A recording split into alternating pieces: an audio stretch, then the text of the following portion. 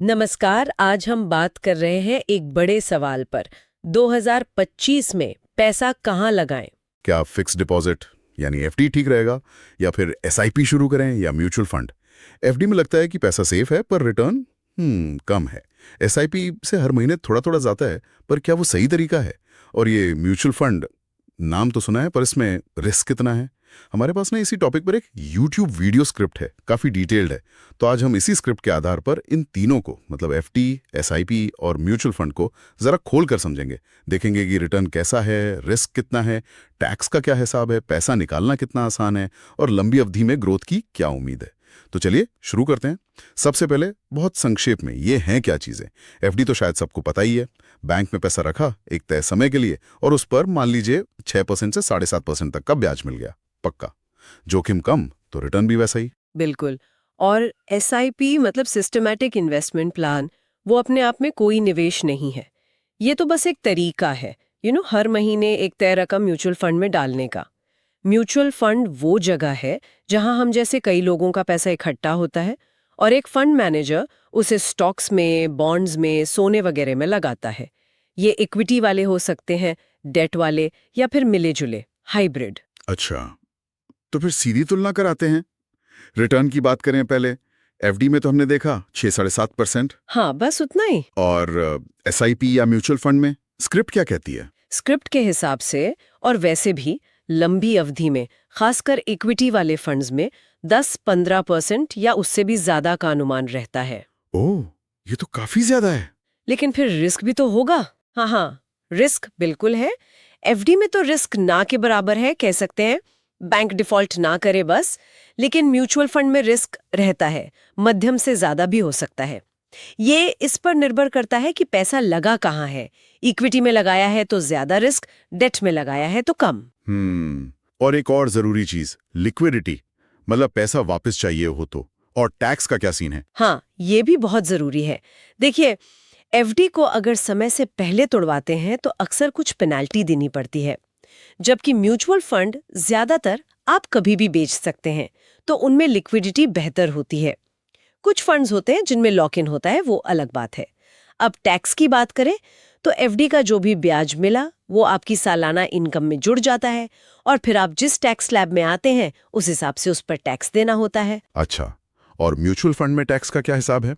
SIP हो या एक मुश्त? लगता है वो है 10%। और अच्छी बात यह है कि एक साल में 1 लाख रुपए तक के मुनाफे पर ये टैक्स नहीं लगता। ओह, ये तो अच्छा है। 1 लाख रुपए तक छूट। हाँ, और अगर डेट फंड्स हैं तो उन्हें 3 साल से ज्यादा रखकर बेचने पर इंडेक्सेशन का फायदा मिलता है, और टैक्स लगता है 20%। इंडेक्सेशन से महंगाई एडजस्ट हो जाती है तो असल टैक्स कम हो जाता है। तो लंबी अवधि के लिए देखें तो टैक्स के मामले में एसआईपी या एमएफ अक्सर ज्यादा फायदेमंद नजर आते हैं। ये तो दिलचस्प है।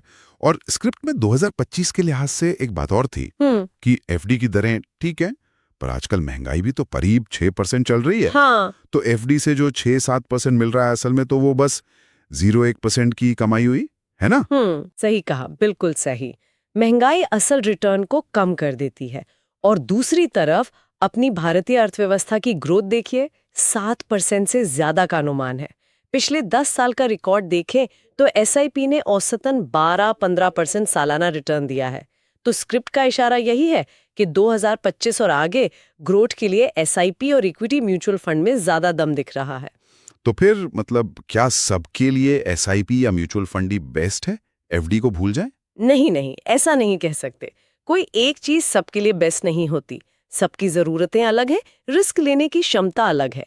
एफडी उनके लिए बहुत अच्छा है जिन्हें कम समय के लिए पैसा एकदम सुरक्षित रखना है, जैसे मान लीजिए कोई रिटायर हो गया है या इमरजेंसी के लिए पैसा अलग रखना है। हाँ, इमरजेंसी फंड के लिए तो सही है। बिल्कुल। और एसआईपी वो उनके लिए बढ़िया है जिनकी हर महीने इनकम आती है, जो डिसिप्लिन चाहते हैं निवेश में, और जिनके लक्ष्य लंबे हैं। जैसे 5-10 साल या उससे भी ज्यादा में घर खरीदना है, बच्चों की पढ़ाई, रिटायरमेंट प्लानिंग। अच्छा, और अगर किसी के पास एक साथ पैसा आ जाए, कोई बोनस मिला हो मान लीजिए। हाँ, तो उस केस में एक मुश्त म्यूचुअल फंड में निवेश करने का सोच सकते हैं, खासकर अगर वो पैसा भी 5 साल या उससे ज्यादा के लिए लगाना हो। असल में तो ज्यादातर लोगों के लिए शायद एफडी, एसआईपी और एमएफ का एक मिला-जुला पोर्टफोलियो बनाना ही सबसे सही रहता है। इससे सुरक्षा भी मिल जाती है और ग्रोथ की उम्मीद भी बनी रहती है। सबसे जरूरी है कि आप समझें कि आप कितना रिस्क ले सकते हैं।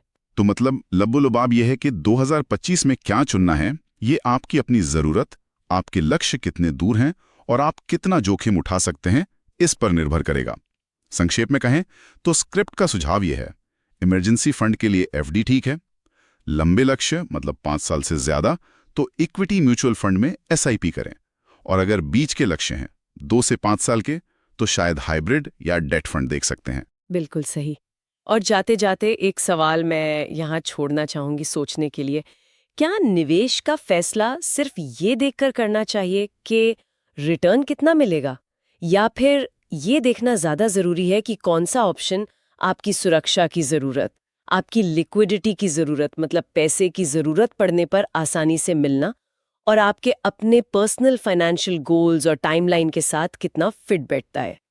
ये जानना कि कौन सा विकल्प अच्छा है वो तो जरूरी है ही, पर ये समझना कि वो आपके लिए क्यों सही